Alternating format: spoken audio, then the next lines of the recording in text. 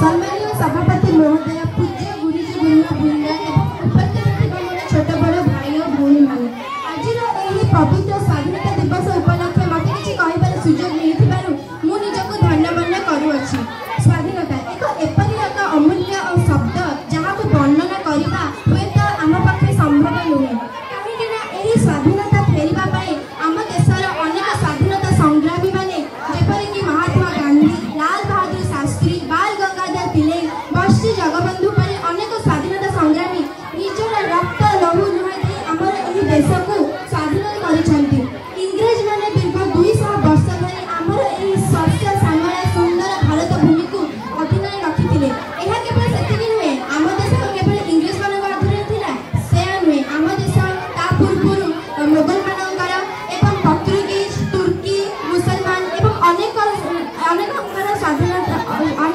ସ୍ୱାଧୀନତାରେ ବଞ୍ଚିତ ଥିବାରୁ ଆମ ଦେଶକୁ